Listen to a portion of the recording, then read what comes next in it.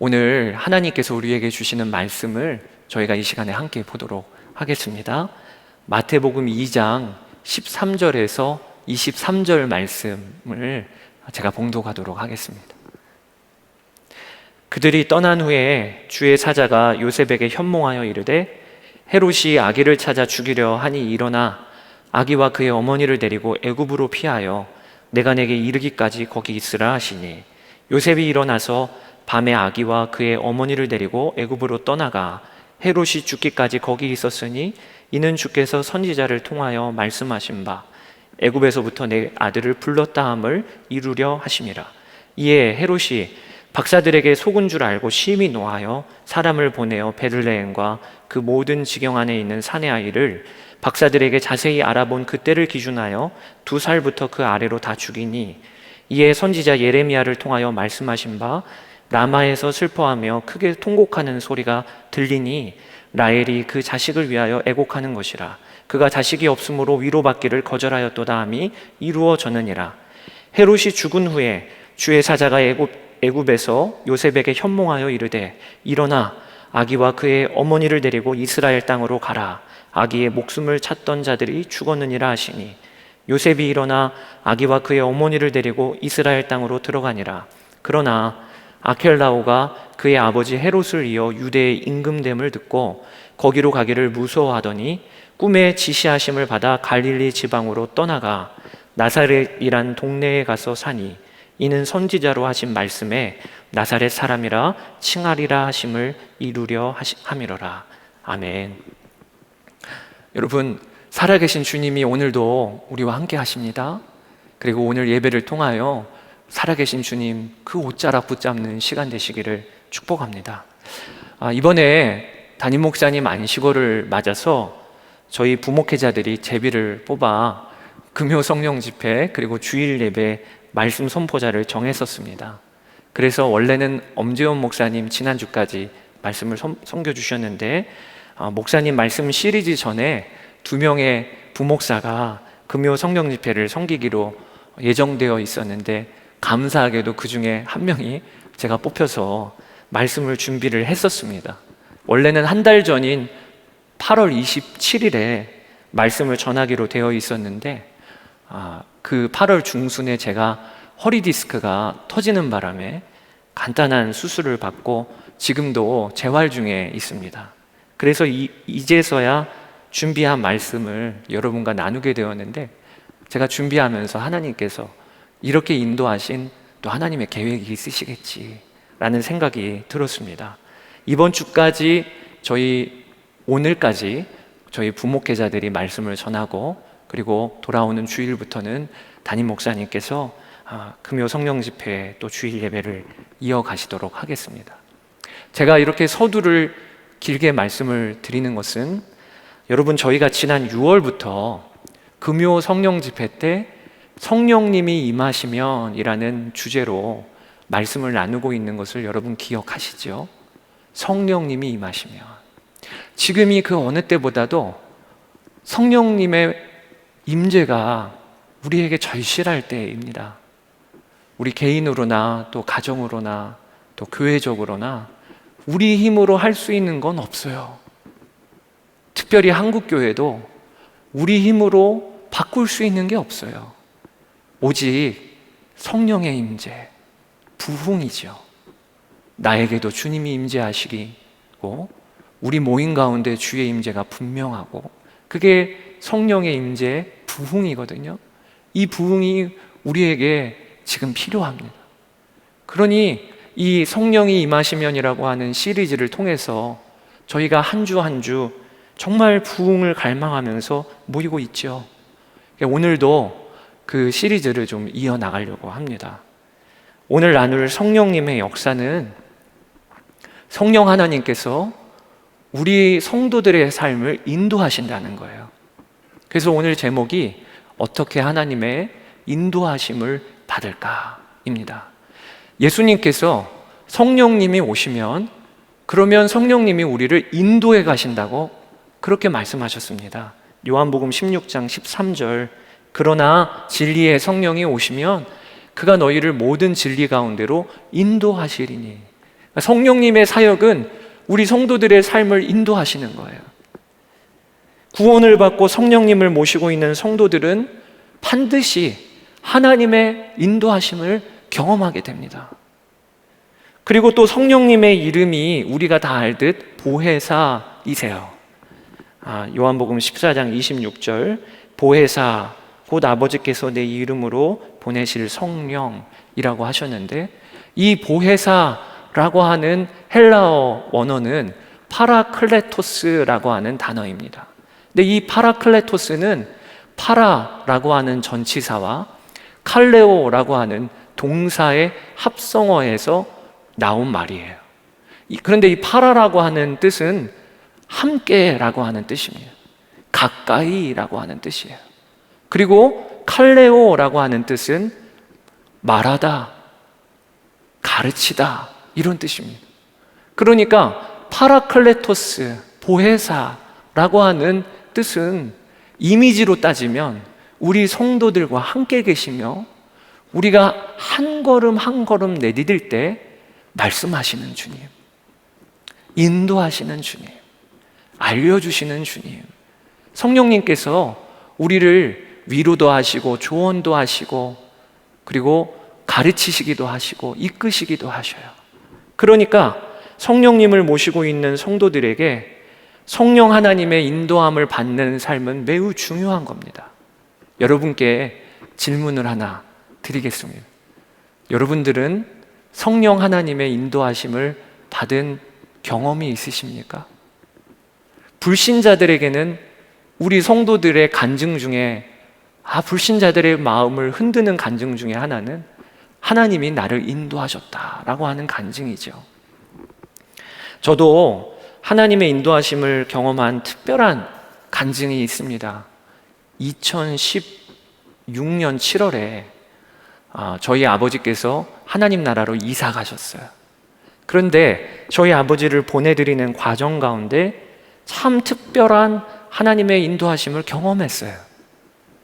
저희 아버지는 한 15년 넘게 그때 누워 계셨어서 수시로 중환자실에 들어갔다 나왔다를 반복하셨습니다.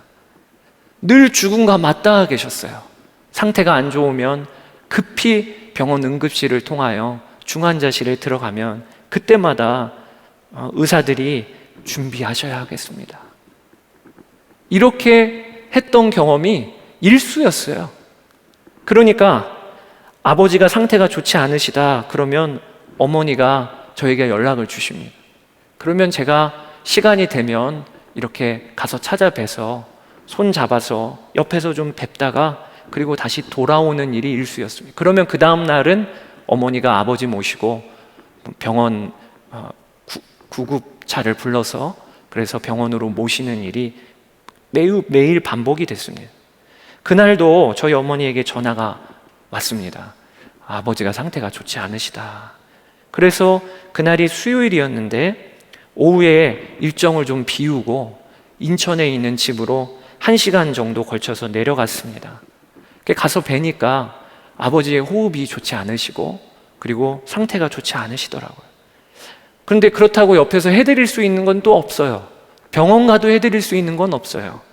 그래서 한동안 옆에서 손잡아 드리다가 그리고 수요 예배가 있으니까 인사하고 아버지 기도할게요.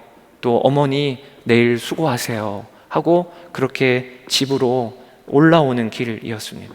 어머니도 빨리 가라. 수요 예배 있는데 늦으면 안 되지. 내일 아버지 모시고 병원 갔다 올게. 그리고 차를 이제 타고 고속도로를 타고 이렇게 돌아오는 길이었는데 거의 성남에 도착했을 때 제 마음에 성령님께서 참 특별하게 강권하시는 겁니다. 다시 돌아가라. 그런 경험은 저에게 있어서 참 특별했어요. 그저 마음의 그런 생각이 아니라 정말 강하게 돌아가라. 그래서 돌아올 길이 아니었는데 고속도로로 나와서 빙 돌아서 다시 인천으로 향해서 돌아갔습니다. 가서 현관문을 열고 들어가니까 어머니는 깜짝 놀라시죠. 아니 왜 돌아왔어? 예배 드리는 날인데 내가 내일 아버지 모시고 갔다 올 건데 제가 그때 제 마음에 저도 뭐라 설명할 수가 없으니까 하나님께서 돌아가라고 하셨어요. 그리고 저희 아버지 손을 붙잡고 아버지 저 왕락이에요. 이렇게 한 2번 정도 불렀을까요? 그리고 저희 아버지가 숨이 멎으셨어요. 저희 아버지를 마지막 인사를 그렇게 하나님께서 하게 하시더라고요.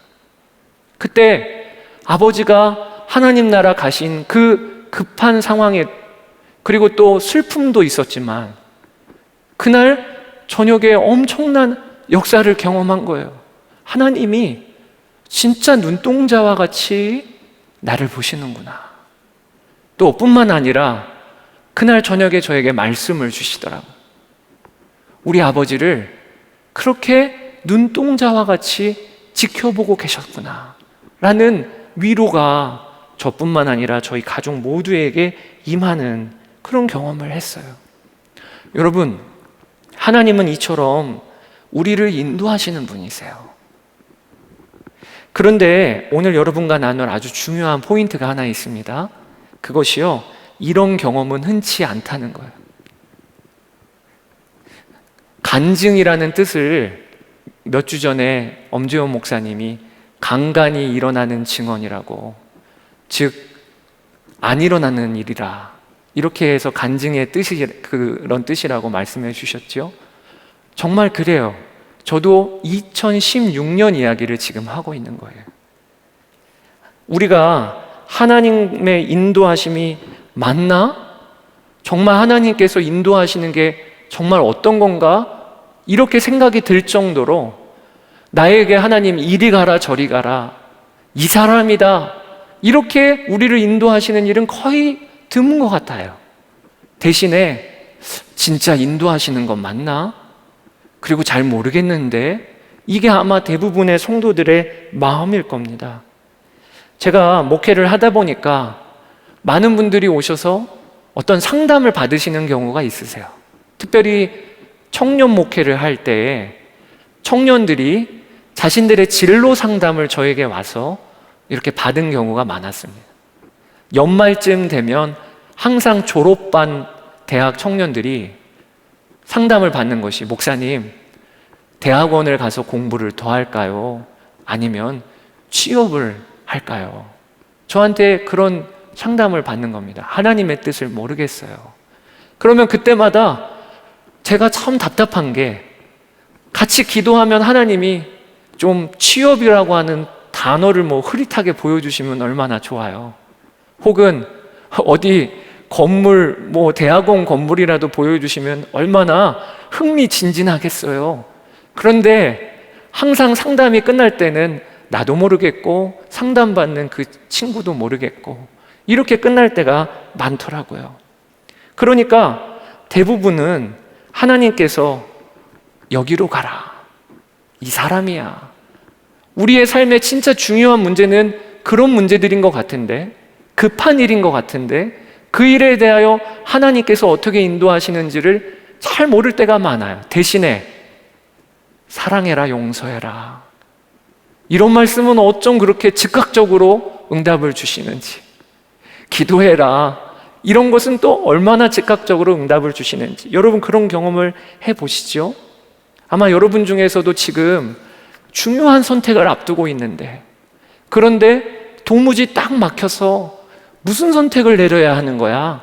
아마 그런 질문이 드시는 분들이 계실 거예요. 다른 성도들은 이야기 들어보면 하나님이 인도하셨다는데 나는 왜 이렇게 모르겠지? 이런 생각이 드시는 분들이 계실 거예요. 그런 분들에게 오늘 본문 말씀이 하나님이 주시는 지침이 되면 좋겠어요. 하나님께서 우리를 어떻게 인도하시는지 오늘 본문이 잘 담고 있어요. 여러분, 우선 성경은 하나님의 인도하심을 받은 사람들의 이야기로 가득합니다. 구약부터 신약에 가득해요. 아브라함은 가나안 땅으로 인도함을 받았지요. 모세는 그가 도망쳐 나온 애굽으로 다시 돌아가라는 인도함을 받았지요. 또 사도 바울은 2차 전도 여행 때 아시아에서 복음 전하는 것은 막으셨지요. 그리고 유럽으로 건너가는 성령의 인도하심을 받습니다. 그러니까 분명히 성경의 증거는 하나님은 우리 자녀의 삶을 인도하시는 분이세요. 우리가 먼저는 이것을 믿는 겁니다. 그럴 일은 나에게 없어. 이게 아니고 하나님은 나의 삶을 정확히 인도하시는 분이야. 내 머리털까지 세신바 되신다. 그렇게 말씀하셨는걸. 그러니 하나님은 내 삶에 관심이 많으셔. 하나님은 내 삶에 나보다도 더 관심을 가지고 살펴보시는 하나님이야 라고 하는 것은 우리가 믿어야 돼요. 그런데 중요한 것이 있어요. 성경에 수많은 사람들이 하나님의 인도하심을 받았지만, 그런데 그 사람들의 면면을 살펴보면 우리가 알게 되는 것이 있어요. 그것이 하나님의 사람들도 중요한 결정을 앞두고 이리 가라 저리 가라, 이 사람이다 저 사람이다, 이렇게 분명히 인도함을 받은 것이 아니었다는 겁니다. 하나님이 도무지 명확하게 알려주지를 않으시는 것 같은 상황 가운데 처했는데, 그런 중에서도 중요한 결정을 내려야 할 때가 믿음의 선진들에게도 있었다는 것을 오늘 여러분과 좀 나누기를 원하는 거예요. 오늘 본문을 우리가 주목해 볼 필요가 있습니다. 오늘 본문은요, 요셉과 마리아가 예수님을 출산하고 그리고 헤롯 왕을 피하여 애굽으로 내려가는 장면부터 헤롯 왕이 죽고 온 가족이 다시 애굽에서 올라오는 내용이 오늘 본문입니다. 이 내용은 우리가 너무 잘 알지요. 별을 따라서 동방에서 박사들이 예루살렘에 왔다가 그 당시에 이스라엘의 왕인 헤롯에게 유대인의 왕이 나실 거라, 이거를 이야기하죠. 그리고 헤롯이 그 말을 듣고는 예수를 찾아 죽이려고 합니다. 이 일을 하나님의 사자가 마리아의 남편 요셉에게 알려주지요. 그게 오늘 본문 13절 말씀입니다. 그들이 떠난 후에 주의 사자가 요셉에게 현몽하여 이르되 헤롯이 아기를 찾아 죽이려 하니 일어나 아기와 그의 어머니를 데리고 애굽으로 피하여. 하나님께서 요셉에게 인도해 주셨어요. 애굽으로 피하라. 여러분, 여기까지 들으시면 에이, 하나님은 구체적으로 인도하는 사람 따로 있네, 요셉은 진짜 인도함을 받았잖아, 나는 이게 뭐야, 이런 생각이 드시는 분들도 계실 거예요. 그런데 여러분, 우리가 보아야 할 것이 이어지는 13절 후반절이에요. 뭐라고 애굽으로 가라고 하면서 말씀하시냐? 아기와 그의 어머니를 데리고 애굽으로 피하여 내가 내게 이르기까지 거기 있으라 하시니. 애굽으로 요셉으로 피하라 하시고는 성령님께서 주시는 지침이 딱 한 가지예요.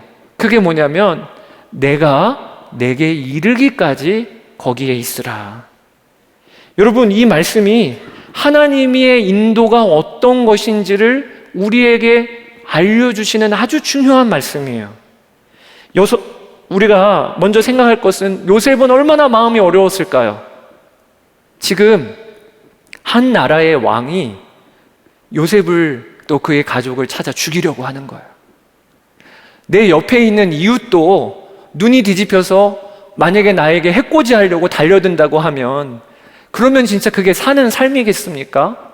그런데 요셉은 그 정도가 아니고 한 나라의 왕이 구석구석 뒤져서 자신의 가족을 죽이려고 지금 혈안이 되어 있는 상황이에요. 그러니 얼마나 형편이 어렵고 마음이 쪼그라들어 있겠습니까? 뿐만 아니에요. 그는 지금 어디로 내려가라고 지시하심을 받았냐면 애굽으로 내려가라는 지시하심을 받았어요. 그는 어디 출신이냐면 갈릴리 출신이에요. 갈릴리는 그 당시에 아주 촌구석입니다. 그런데 애굽은 반대로 아주 대형 제국입니다. 촌 동네 출신의 이 요셉이 한 번도 가보지 않았던 대도시로, 그것도 자신의 출산한 아내를 데리고 갓난 아이를 데리고, 그리고 내려가는 말 그대로 피난민이죠. 그러니까 그의 심정이 어땠을까요? 참 어려웠을 거예요. 하나님은 그런 요셉의 심정을 아셨겠지요? 그러면 자세하게 알려주실 수도 있는 거잖아요. 요셉아, 애굽에 내려가면 여기 이 지역에, 이 동네에 가. 거기에서 이런 사람을 좀 만나. 그리고 거기에서 어느 정도 있으면 돼. 이렇게 말씀해 주시면 얼마나 좋겠어요. 그런데 하나님이 말씀해 주시는 것은 누구 만나라, 어디 가라 이런 설명 아무것도 없이 오직 내가 내게 이르기까지 거기 있으라, 이렇게 말씀하시는 거예요. 그러니까 우리가 보기에는 정말 요셉이라는 사람은 인도함을 받았구나 이렇게 여기겠지만, 그 내용을 자세하게 살펴보면 이런 모호한 인도하심이 어디 있어요? 도무지 어떻게 하라는 겁니까? 내가 내게 이르는 것은 언제까지며 어떻게 또 이르실 거며 어떻게 애굽에서 살라고 하시는 말씀입니까?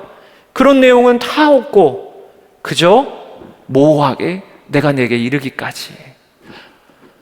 여러분, 하나님이 왜 요셉을 그렇게 인도하실까요? 말씀을 묵상하다가 질문이 하나 들었어요. 만약에 애굽으로 내려가는 요셉에게 하나님께서 1년 후야, 1년 후 그때 다시 올라올 거야, 이렇게 구체적으로 하나님이 알려주셨다면, 그러면 요셉은 애굽에서 어떻게 보냈을까요? 아마 내려가자마자 1년 살 집 구했을 거예요. 1년 살 가구도 적잖이 장만했을 거예요. 그리고 1년 동안은 요셉은 1년 후를 기다리면서 자기 삶을 살다가 1년쯤이 다 됐을 때에는 그제서야 이제 때가 됐구나 라고 하는 게 요셉의 삶이었을 거예요. 그런데 주님께서 내가 내게 이르기까지 라고 하는 이 말씀 하나 주셨기 때문에 요셉은 애굽에서의 삶을 어떻게 살아야 됐느냐? 집장만 하는 일 쉽게 하지 못해요. 왜? 덜컥 계약했는데, 정착하려고 했는데, 그런데 하나님이 그 다음날 올라가라 이러실 수도 있는 거잖아요. 그러니까 요셉은 애굽에서 어떻게 보내야 됐는가? 매일매일 이곳은 내가 살 곳이 아니고 주님이 내게 이르실 것인데 오늘일까 내일일까 늘 주님만 바라봐야 되는 삶이 애굽에서의 삶이었던 거예요. 그러니까 요셉은 애굽에 내려가서 말씀하시는 주님께 늘 귀 기울이고 그리고 그 주님을 바라보면서 살아야 했어요. 그래서 이르시는 주님이 이르시면 그러면 다시 이스라엘 땅으로 올라가야 됐던 것이죠. 여러분, 이게 바로 요셉을 인도하시는 하나님의 인도하심이었어요. 우리가 오늘 붙잡아야 될 아주 중요한 모습입니다. 하나님께서 우리 삶을 인도하실 때 오늘 요셉을 애굽으로 내려보내실 때처럼 인도하세요. 이곳이야, 저곳이야, 이 사람이야, 저 사람이야. 하나님께서는 거기에 초점이 있으신 게 아니에요. 여기에서 우리와 핀트가 좀 안 맞는 거예요. 우리가 보기에는 여기냐 저기냐가 지금 급해요. 이 사람이냐 저 사람이냐가 매우 급합니다. 그런데 하나님이 보시기에는 진짜 급한 건 뭐냐면 내가 주님과 오늘 교제하는 사람이냐 아니냐가 급하신 거예요. 주님의 음성을 들을 수 있는 마음의 준비가 되어 있고 주님께서 인도하실 때 내 주님 하고 일어날 준비가 되어 있는 사람이냐가 하나님의 보시기에는 급한 거예요. 여러분, 이 일을 우리가 오늘 분명히 붙잡아야 하겠습니다. 창세기 12장에 아브라함을 하나님께서 가나안 땅으로 인도를 하시죠. 그런데 여러분, 우리가 창세기 12장을 보면 이때도 요셉을 인도하셨던 인도하심과 똑같아요. 하나님은 가나안 땅이라고 하는 땅으로 보여주시면서 가라고 안 하시고 애매하게 뭐라고 말씀하시냐면 내가 내게 지시할 땅으로 가라. 지시할 땅으로 가라. 그게 창세기 12장 1절입니다. 여호와께서 아브라함에게 이르시되 너는 너의 고향과 친척과 아버지의 집을 떠나 내가 내게 보여줄 땅으로 가라. 보여줄 땅으로. 그러니까 하나님은 아브라함에게 자, 지도 펼쳐놓고 요 가나안이야. 글로 5일 정도 걸리니까 걸어서 그곳에 도착하면 거기서 보자. 이렇게 아브라함을 인도하신 게 아니고 내가 내게 보여줄 땅으로 가라. 그래서 아브라함은 아비와 친척집을 떠났어요. 그리고 나서 아브라함의 매일매일의 삶은 보여주시는 하나님께 주목하여 한 걸음 한 걸음을 내디뎠던 거예요. 그래서 히브리서 11장 8절에 보면 뭐라고 증거하고 있냐면 아브라함이 갈 바를 알지 못하고 갔다고 했어요. 믿음으로 아브라함은 부르심을 받았을 때에 순종하여 장래의 유업으로 받을 땅에 나아갈새 갈 바를 알지 못하고 나아갔으며. 그러니까 아브라함은 목적지가 몰랐어요. 이곳인가 저곳인가 몰랐어요. 아브라함은 그저 알려주시는 주님께 주목하며 하루하루를 살았더니 갔더니 그곳이 가나안 땅이었던 거예요. 여러분, 우리가 알아야 합니다. 하나님의 인도하심은요, 어느 날 하늘에서 뚝 떨어져서 이 길 저 길 알려주시는 표지판이 아니에요. 이 회사야, 저 회사야, 이 사람이야, 저 사람이야, 이렇게 알려주시는 게 아니고 대신 하나님은 우리와 함께 하세요. 오늘도 우리와 함께 하세요. 그리고 우리로 하여금 말씀하시는 주님을 향하여 들을 귀가 준비되어 있는지를 점검하세요.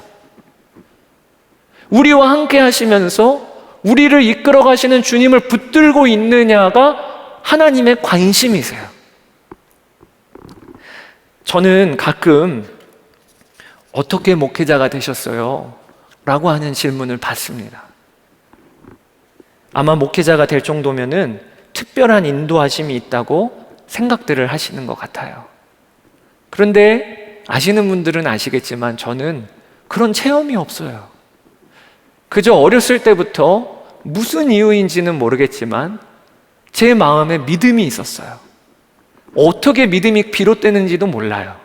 무슨 사건으로 그렇게 됐는지도 몰라요. 그저 어렸을 때부터 나는 목사가 될 거야. 하나님이 나를 부르셨어. 라고 하는 믿음이 제가 기억하고 있을 때부터 있었어요. 그래서 초등학교 때부터 고등학교 때까지 예전에 학생생활 기록부에 장래 희망을 적는 란이 있지 않았습니까? 그러면 거기에다가 한결같았어요. 목사, 목사. 이렇게 해서 안수까지 받고 지금 이 자리에 제가 서 있는 겁니다. 그런데 그렇게 목사까지 받는 과정에서 혼란스러운 일이 생긴 거예요. 그게 무엇이냐면 신학교에 가보니까 하나님이 부르신 경험이 있는 그런 친구들이 많더라고요. 어떤 친구는 고등학교 때 수련회 때 그때 첫째 날 저녁인데 하나님이 너 주의 종이라 이런 경험을 한 청년 지체도 있고, 또 어떤 분은 완전 죽을 고생을 하고 죽기 지경에까지 이르러서 하나님께 목회자 서원을 하신 분도 계시더라고요. 근데 그런 그분들에 비하면 나는 무슨 계기가 없는 거예요. 어떤 분기점이 없는 거예요. 그러니까 제 안에 점점 의심이 자리를 잡더라고요. 나는 부르신 게 맞을까? 혹여나 나 스스로 그렇게 생각해서 이 길까지 걸어온 게 아닐까? 라는 그런 의심이 한동안은 들었습니다. 그런데 그 의심이 어느 순간 또 사라졌어요. 돌아보니까 언제 그런 의심이 사라졌는가? 그게 하나님이 나와 함께 계신다는 믿음이 분명해졌을 때부터예요. 2009년에 예수님의 사람들 세미나에 참여해서 그날 말씀을 통하여 들었어요. 성령님께서 내 안에 계신 증거. 2주 전에 엄재원 목사님께서 말씀해 주셨죠. 하나님의 변치 아니하시는 그 말씀에 주님이 내 안에 계신 증거가 기록이 되어 있으니 이거보다 분명한 증거를 될 필요가 뭐가 있겠어요? 내 안에 용서와 사랑의 마음이 생기고 성령의 근심이 느껴지고 하나님 기쁘신 소원이 내 안에 있고 이 말씀이 다 기록되어 있네요. 제가 그 세미나에 참여하다가 말씀을 듣다가 눈이 열렸어요. 그래, 흔들릴 게 없구나. 주님이 나와 함께 계신 것에 대하여 내가 의심할 게 없구나. 그렇게 2009년에 어떻게 보면 한 번의 분기점이 있었고, 그리고 끝난 게 아니에요. 이후로 계속 이제부터는 말씀은 알았으니 이 말씀이 나에게 경험되어지는 말씀이어야죠. 한 15년 가까이를 지금 지나왔는데 주님이 내 안에 계신 것을 믿고, 그리고 손목에서 사역을 하면서 점점 더 그 말씀이 나의 말씀이 되더라고요. 그리고 제 안에도 믿음이 자리를 잡기 시작했어요. 주님은 지금도 나와 함께 계셔. 오늘도 주님은 나와 동행하셔. 이 말씀을 전하는 지금 이 시간에도 주님은 나와 함께 계셔.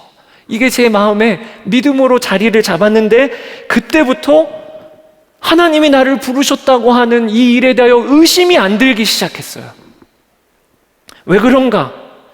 하나님 그분이 내 안에 오셨는데, 그래서 지금도 나와 함께 계시는데 어떻게 지금 있는 제가 있는 이 자리가 하나님의 인도하심이 아니겠어요? 지금도 왕이신 하나님이 나와 함께 계시기 때문에 제가 어떤 선택을 해도 주님이 나와 함께 계신 것이 분명하면 그 자리는 하나님이 인도하신 자리가 맞지요. 이게 믿어지더라고요. 하나님이 나를 주의 종으로 부르셔서 여기까지 나를 인도하셨구나. 이게 믿어지더라고요. 그러니까 주의 인도하심은 먼저는 뭐가 선행이 되는 거냐? 주님이 함께 계신 것에 대한 믿음이 먼저는 선행되어지는 거예요. 제가 청소년, 청년 사역을 하면서 아이들이 어렸을 때 아이들과 함께 잘 많이 못 놀아주었습니다. 아이들이 학교 갔다가 어린이집 갔다가 돌아오면, 그러면 그 다음부터 제 사역은 시작되는 거예요. 학교 끝나는 청소년 아이들 만나고, 그리고 청년들도 밤늦게 만남이 이어지지요. 그러니까 한 번은 저희 큰 아이가 학교에서 가족 그림을 그려왔는데, 저희 선배들한테 들었던 그 이야기가 저에게도 벌어졌어요. 저희 선배 목사님 중에 한 분이 자기 딸이 가족 그림 그려왔는데 자기는 빠졌다, 이 이야기를 해주셨거든요. 제가 그때 아니 어떻게 하셨길래 딸이 가족 그림을 그리는데 아빠가 빠져, 이랬었는데 근데 저에게도 그 일이 벌어진 거예요. 저희 큰딸이 아빠가 없는 가족 그림을 그려왔어요.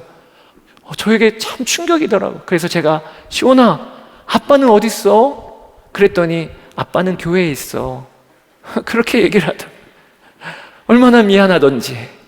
그리고 내가 뭔가 단단히 잘못 살고 있구나 라는 생각이 들어서 그 다음부터 정신이 번쩍 들었어요. 이럴 일이 아니겠구나. 그리고 저희 아이한테 부탁했어요. 다음부터 가족 그림 그리면 아빠도 좀 그려줘. 여기 아빠도 좀 그려줘. 그리고 그 다음부터는 가능하면 무슨 일이 있어도 가족과의 시간은 우선적으로 떼어놓고, 그리고 아이들과 함께 시간을 보내는 일을 시작을 했어요. 그런데 얼마 지나지 않아서 더 충격적인 사건이 벌어져요. 그 해에 여름 휴가를 이제 준비하여 떠나려고 하는데, 이번에는 저희 둘째가 다 가족들이 캐리어 짐 싸고, 그리고 여름 휴가 떠날 옷 준비하여 챙겨 입고 이제 집을 나서려고 하는데, 갑자기 뒤돌아보더니 저를 향해서 아빠도 가려고? 물어보더라고요. 아빠도 가려고? 그래서 제가 너무 깜짝 놀라서, 야 시영아, 아빠도 가면 안 될까? 가족 휴가인데 아빠도 가면 안 될까? 제가 그렇게 대답을 한 적이 있어요. 그런데 알고 보니까 저희 둘째 딸의 질문이 그런 의미가 아니라는 것을 얼마 지나지 않아서 알았어요. 그 당시에 유치원 다녔던, 어린이집 다녔던 저희 둘째가 어디 나가려고만 치면 물어보는 거예요. 아빠도 가려고? 아빠도 가려고? 그러면 제가 그때마다 아빠도 가지. 오늘 우리 어디 가갖고 이렇게 하고 놀 거야. 이러면 아빠도 가지라고 하는 건 듣고 그 다음에 어디 간다는 설명은 안 듣는 거예요. 나중에 알았어요. 이 아이의 의도가 뭔지 이 아이는 확인하고 싶은 거예요. 아빠도 가려고? 그리고 그걸 확인하면 그 다음엔 관심이 없어요. 제가 한 번은 놀이동산에, 아주 유명한 놀이동산에 저희 두 딸과 함께 이제 가려고 계획을 세우고 아이들한테 설명을 해주었습니다. 시영아, 우리 내일 어디 놀이동산에 갈 건데 거기 참 재밌다. 거기 탈 것 많다. 그런데 그때도 저희 둘째 딸이 얘기를 하더라. 아빠도 가려고? 그래서 제가 당연하지. 거기 가면 내일 놀이기구도 타고 동물도 볼 거야. 그런데 그 다음에 설명은 듣지를 않는 거예요. 이 아이에게 중요한 것은 아빠도 가는 것, 그거면 중요하다는 것을 그날 알게 된 그날 제 마음에 어떤 마음이 드냐면 내가 내일 우리 두 딸을 세상에서 가장 행복하게 해줄 거야. 이런 마음에 기쁨이 막 솟더라고요. 여러분, 우리 아버지 하나님이 그러지 않으실까요? 우리 아버지 하나님께서 하나님 이곳입니까? 저곳입니까? 하나님 이 사람입니까? 저 사람입니까? 이거 물어보기 전에 우리가 하나님도 가세요? 하나님 함께 하세요? 전 그러면 됐어요. 아빠도 가세요? 전 그러면 됐어요. 우리가 그렇게 하나님께 마음을 드리면 우리 하나님이 어떻게 여기실까요? 아마 내 딸, 내 아들 가장 행복하게 해줄 거야. 이게 우리 하나님 아버지의 마음 아니실까요?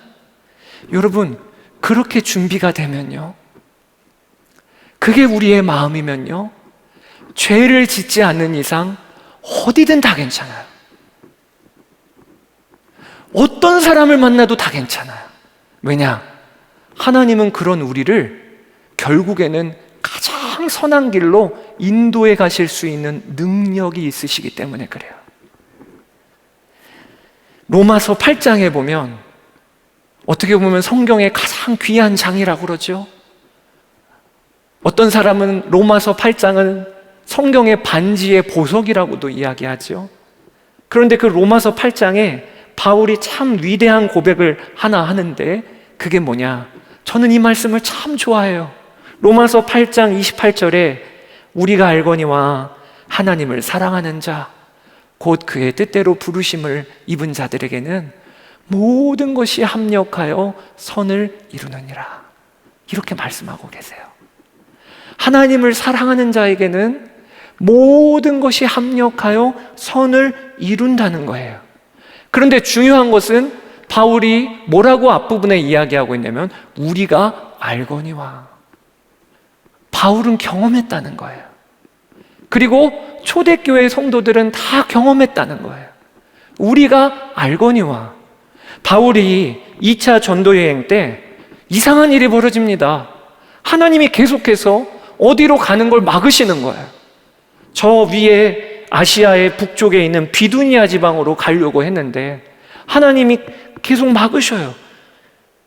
그리고 나서는 또 어디로 가라고도 알려주시지를 않습니다. 막으시는 이유를 좀 알려주시고 어디로 가라고 하는 길을 좀 보여주셔야 되는데 성령께서 막으시기만 하고 바울이 그 다음부터는 어디로 가야 될지를 몰라요. 그러다가 어느 날 환상을 보기를 저 유럽의 마케도니아에 있는 사람 중에 한 사람이 와서 우리를 건너와서 도우라. 이 환상을 바울이 봅니다. 그런데 그때도 성령님께서 가라고 말씀을 주신 건 아니에요. 그래서 바울이 곰곰이 생각하다가 하나님께서 마게도냐로 가라고 하시는 것 같습니다. 하나님께서 마게도냐로 가라고 하시는 것 같습니다 하고 결정을 내려요. 그래서 사도행전 16장에 보면 하나님이 우리를 인도하셨느니라 이런 표현이 아니고 하나님이 마게도냐에 복음을 전하라고 우리를 부르신 줄로 인정함이러라 라고 표현을 씁니다. 그게 사도행전 16장 10절이에요. 바울이 그 환상을 보았을 때 우리가 곧 마게도냐로 떠나기를 힘쓰니 이는 하나님이 저 사람들에게 복음을 전하라고 우리를 부르신 줄로 인정함이러라. 그러니까 여기 부르신 줄로 인정함이러라라고 하는 표현은 실은 모호한 표현이에요. 가라, 하나님이 보내셨다, 이게 아니고 바울도 한 걸음 한 걸음 나아갈 때 이 길 맞나 저 길 맞나 모르고 갔다는 거예요. 인정하고 환상을 보여주셨으니 아마 그런 것 같아 하고 나갔다는 거예요. 그런데 여러분, 그 바울의 여정을 우리는 지금 보잖아요. 어떤 여정이었죠? 그 바울의 여정을 통하여 복음이 유럽으로 건너가고 지중해 전역으로 복음이 전파되는 하나님의 정확한 인도하심을 바울은 받았던 거예요. 여러분, 이게 얼마나 놀라운 일입니까? 바울은 그저 하나님을 사랑했어요.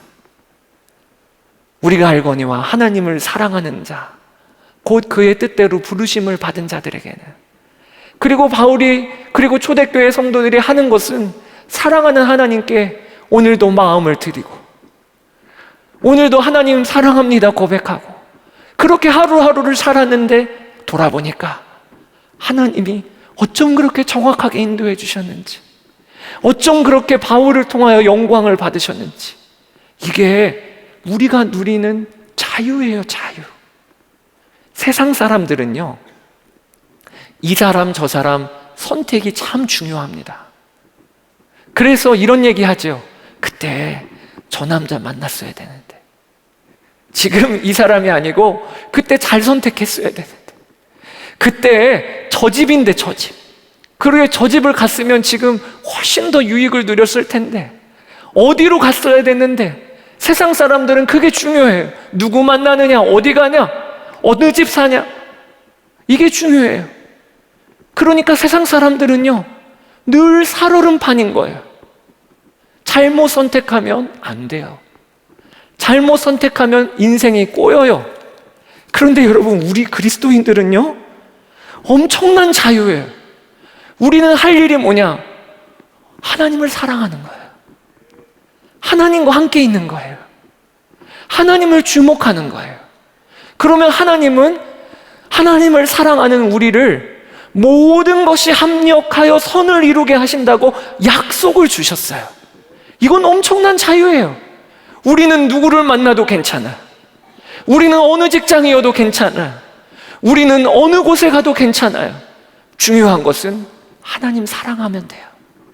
그러면 하나님은 우리의 삶을 툭툭 치셔갖고 가장 아름다운 길로 결국에는 세우시는 분이세요. 여러분들이 그 하나님을 신뢰하세요. 하나님은 능력도 있으시고 우리보다 우리를 더 아끼시고 잘 아세요. 그래서 우리는 어느 사람 어느 곳 이거 선택하느라고 살얼음판을 걸을 필요가 없어요. 모든 일을 합력하여 선을 이루시는 그 하나님을 그저 오늘도 사랑하며 살면 되는 거예요. 오늘 본문 22절 23절도 보세요.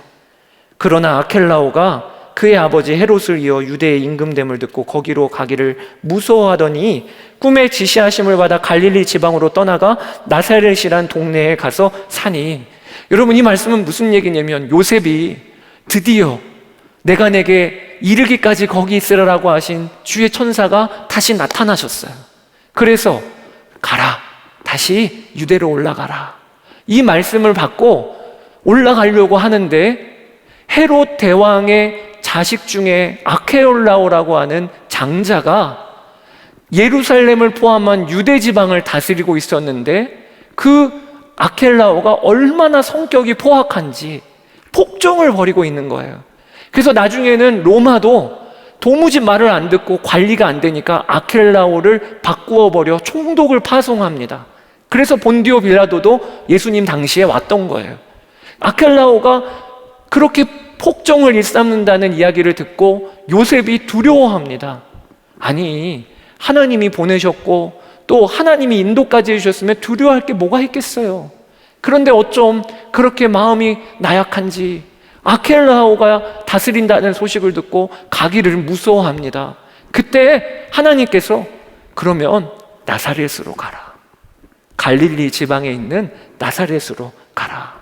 그래서 나사렛이라는 동네로 요셉이 가족들 데리고 올라간 거예요.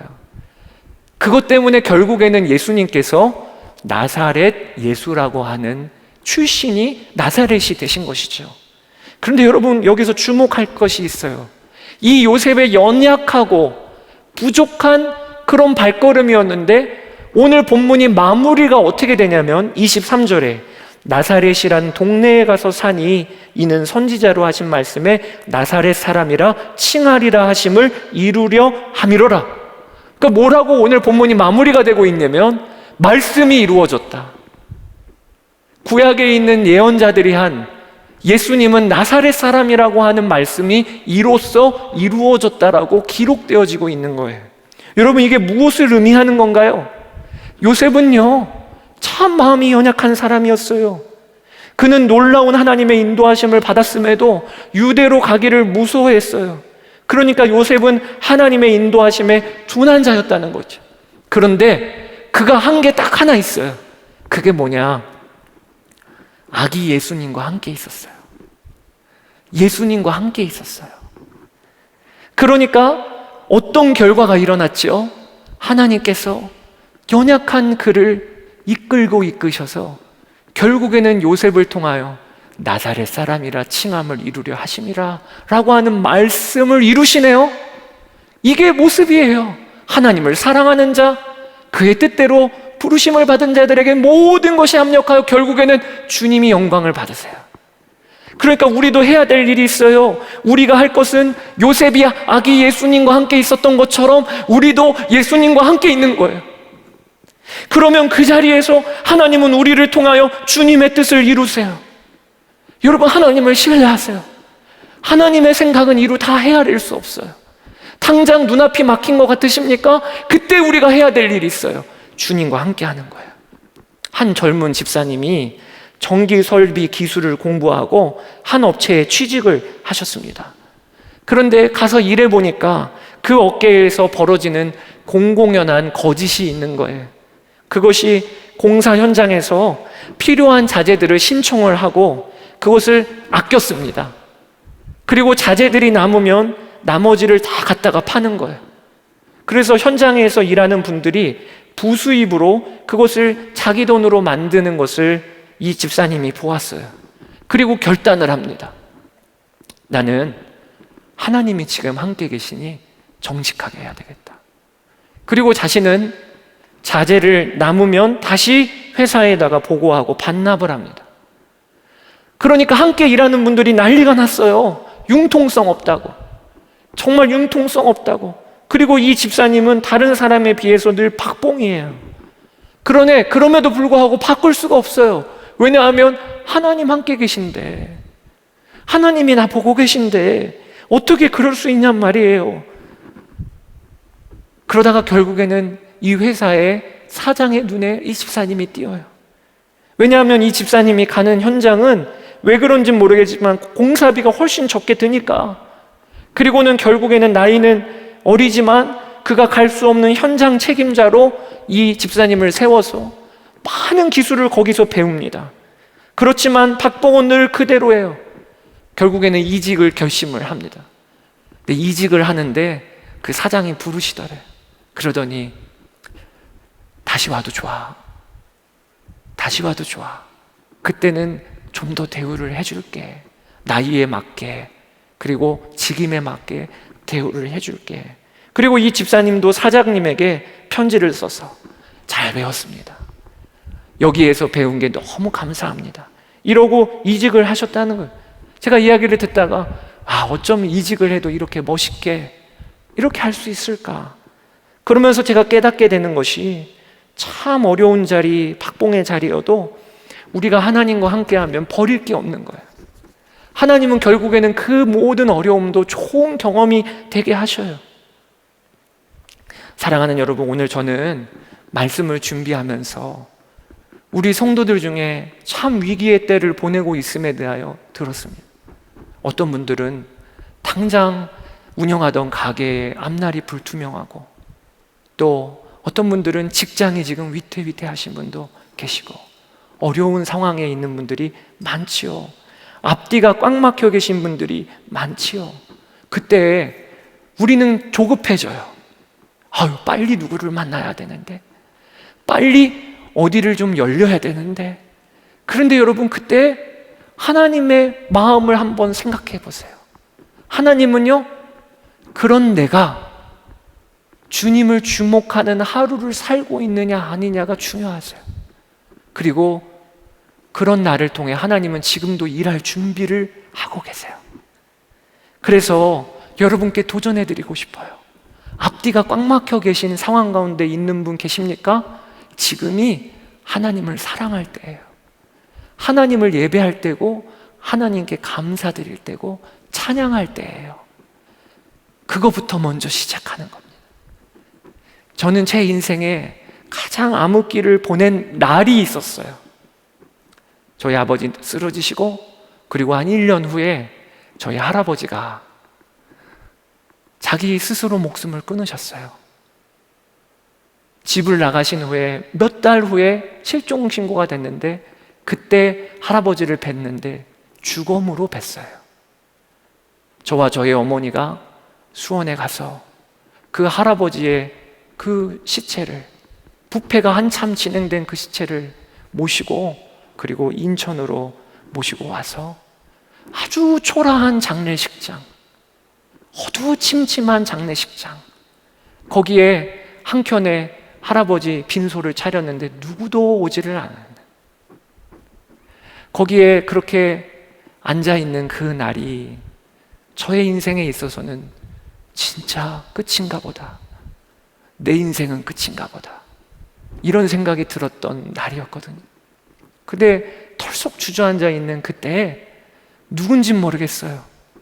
저희 어머니인지 혹은 제 동생인지 누가 그런 얘기를 했어요. 예배드리러 가자. 예배드리러 가자. 보니까 그날이 주일이었더라고요. 주일인지도 몰랐던 거예요. 그냥 출석 앉아 있었던 거죠. 그래서 정신없이 그 옷 입고 상복 입고 그리고 예배드리러 가서 예배를 드리러 앉았는데, 저는 그날 예배를 잊을 수가 없어요. 무슨 말씀이 증거되는지도 모르고, 어떤 내용으로 예배가 진행되는지는 모르고, 딱 한 가지, 그날 하나님이 저에게 살 소망을 부어주셨어요. 아니야, 끝 아니야, 다시 일어날 수 있어. 그날의 기억은 저에게 있어서 앞으로의 삶의 이정표가 되었어요. 앞뒤가 꽉 막혀서 아무것도 안 보일 때는 예배 드릴 때다. 앞뒤가 꽉 막혀서 아무것도 모를 때에는 찬양할 때야. 사도행전 16장에 바울과 실라가 감옥에 갇혀서 아무것도 안 보일 때 그들은 뭐 했죠? 하나님을 찬양했어요. 그러니까 하나님은 길을 여셔요. 여러분, 우리도 마찬가지예요. 앞뒤가 꽉 막혀 계신 분 계십니까? 지금이 하나님을 사랑할 때, 하나님께 찬양하고 예배할 때예요. 그러면 하나님을 사랑하는 자, 곧 그의 뜻대로 부르심을 받은 자들에게는 모든 것이 합력하여 결국에는 하나님 정확하게 저를 인도해 주셨군요. 하나님 저의 삶을 허투루 쓰지 않으시는군요. 그게 다 우리의 고백이 될 것입니다. 여러분, 그렇게 되시기를 주의 이름으로 축복합니다. 저는 오늘 찬양을 한 곡을 부르고 싶은데요, 주님의 인도하심과 관련된 찬양이 뭐가 있을까? 하나님의 인도와 관련된 가사가 뭐가 있을까? 열심히 찾다가 결국에는 아니야, 오늘 우리가 해야 될 찬양이 이거구나 라고 싶은 게 있었어요. 그게 뭐냐면 주님 사랑합니다 고백하는 거예요. 주님, 저는 주님을 의지합니다, 이렇게 고백하는 거예요. 그러면 그게 바로 주님이 우리의 길을 여시는 방법이기 때문에 그래요. 요한복음 14장 6절에 예수님이 말씀하셨어요. 내가 곧 길이요 진리요 생명이니. 길은요, 주님 사랑하면 돼요. 우리 이 시간에 나의 피난처 예수 의지합니다, 나의 피난처 예수 사랑합니다, 이렇게 찬양하고 우리의 마음을 드리는 시간 갖도록 하겠습니다.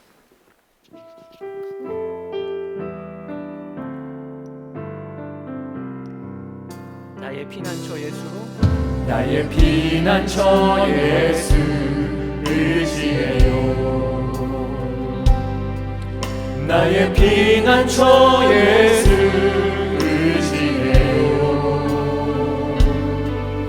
나의 가는 길에 거센 바람 몰아쳐와도 나의 피난처 예수 의지해요. 여러분, 이 시간에 우리 손 들고 찬양할까요? 나의 피난처, 나의 피난처 예수 의지합니다. 의지해요. 다 맡깁니다. 나의 피난처, 나의 피난처 예수 의지해요.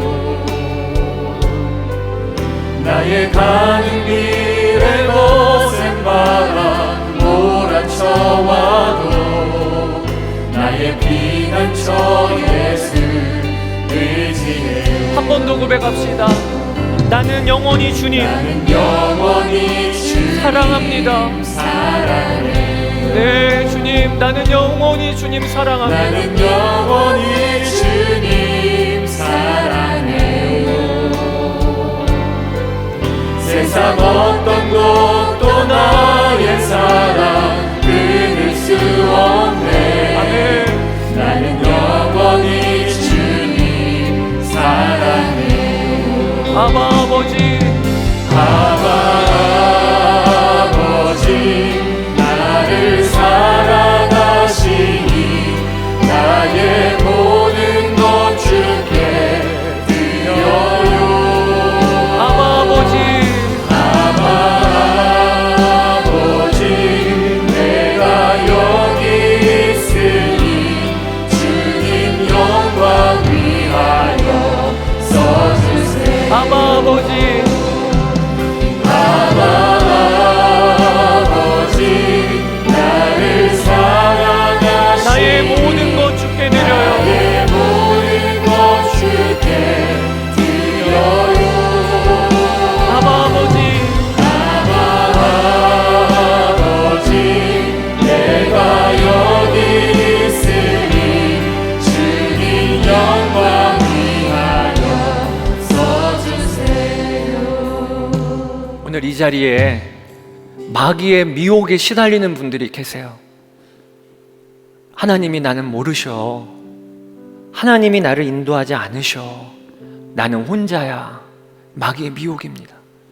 여러분들이 지금 이 자리에 계신 것만으로도 하나님은 함께 계신 가장 분명한 증거를 지금 보여주고 계신 거예요. 오늘 이 시간에 우리가 기도할 것은 첫 번째, 하나님이 나를 인도하지 않으신다. 나는 혼자다. 이 마귀의 미혹에서 벗어나게 하여 주십시오. 하나님이 나와 함께 하시는 이 믿음의 눈이 우리에게 먼저는 열려야 하겠습니다. 나를 인도하시는 그 믿음은 먼저는 나와 함께 계신다는 믿음으로부터 시작되는 거예요. 여러분, 이 믿음의 눈이 우리 가운데 열리기를 위하여 주여 눈 열어주십시오. 믿음이 부어지게 하여 주십시오. 이 시간에 우리 주의 이름 한번 부르고 기도하겠습니다. 주여, 나의 주 나의 아버지, 하나님이 나를 인도하지 않으신다. 나는 혼자다. 이 마귀의 미혹에서 벗어나게 하여 주십시오. 하나님, 나와 함께 계시는 이 믿음의 눈이 열리게 하여 주십시오. 아버지 하나님, 하나님이 나와 함께 계시는 주님, 나와 동행하고 계심에 대하여 우리가 알게 하여 주십시오. 믿음의 눈이 열리게 하여 주십시오. 아버지 하나님, 하나님이 나와 함께 계시는데 어떻게 있는 내가 있는 자리가 주의 인도하심이 아닐 수가 있겠습니까? 아버지 하나님, 우리가 아버지 하나님은 나와 함께 계심에 대하여 눈이 열리게 하여 주십시오. 미혹에 시달리는 이에게 오늘 눈을 열어주십시오. 마귀의 미혹이 떠나가게 하여 주십시오. 마귀의 미혹이 꺾이게 하여 주십시오. 아버지 하나님, 오늘 아버지 하나님 나에게 눈을 열어주십시오. 믿음의 눈이 열리게 하여 주십시오. 믿음의 눈이 열리게 하여 주십시오. 아버지 하나님, 그렇습니다. 나의 주 나의 아버지 하나님, 오늘도 하나님의 은혜로 하나님 우리를 덮으시고 아버지 하나님 우리에게 믿음을 부어주십시오. 아버지 하나님, 내 믿음의 눈이 완전히 열리는 내가 아버지 하나님 있게 되기를 원합니다. 아버지 하나님, 주의 인도하여 주시기를 원합니다. 나의 주님, 주여 주여 아버지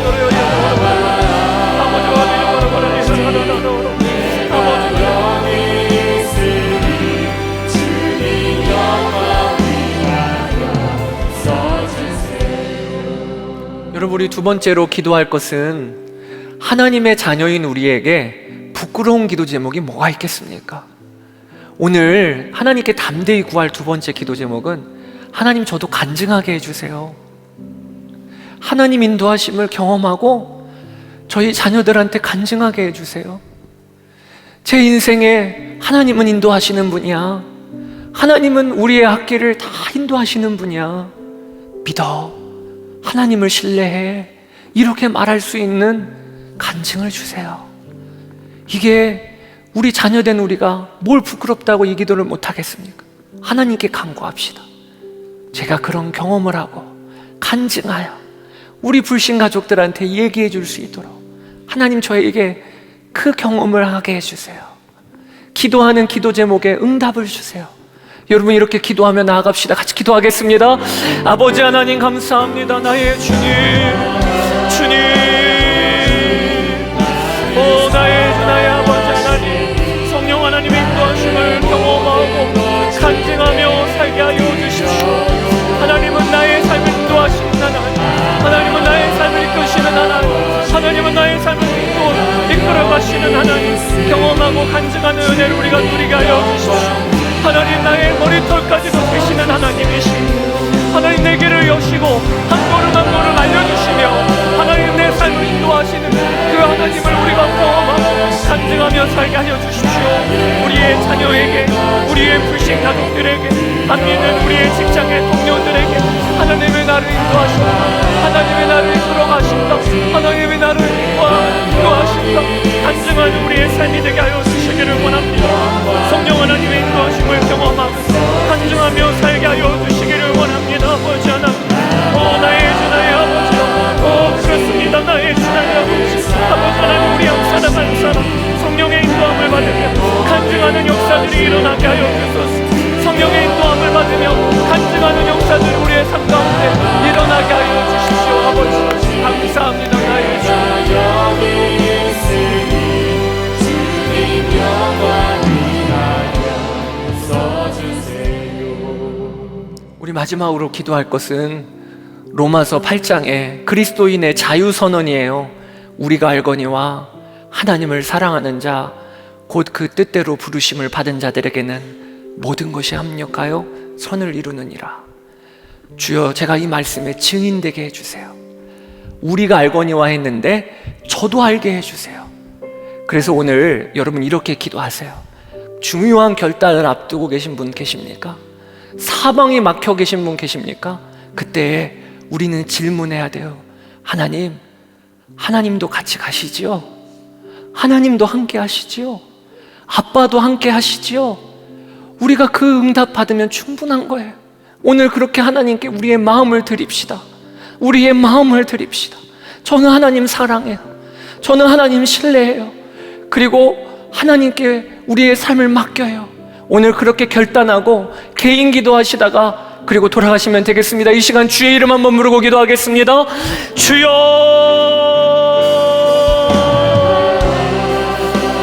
아버지 하나님, 아버지 하나님, 우리가 알거니와 하나님을 사랑하는 자, 곧 그의 뜻대로 부르심을 받은 자들에게는 모든 것이 합력하여 선을 이루느니라. 아버지 하나님, 하나님을 사랑합니다. 나의 아버지 하나님, 주님을 신뢰합니다. 아버지도 함께 가시지요. 저는 그러면 충분해요. 아빠도 함께 가시지요. 저는 그러면 충분해요. 아버지 하나님, 이것이 우리의 고백입니다. 아버지, 이것이 우리의 고백입니다. 나의 주 나의 아버지요, 나의 주 나의 아버지요, 오늘 하나님의 은혜 위에 은혜를 더하여 주소서. 주님 바라보며 나아가는 믿음의 눈이 열리게 하여 주소서. 하나님을 사랑하는 자 모든 것이 합력하여 선을 이루다니 하나님의 말씀에 증인이 되게 하여 주소서. 결정을 앞두고 있는 이들이 있다면 하나님 함께 가시니 충분합니다. 주님 하나님 함께 계시지요.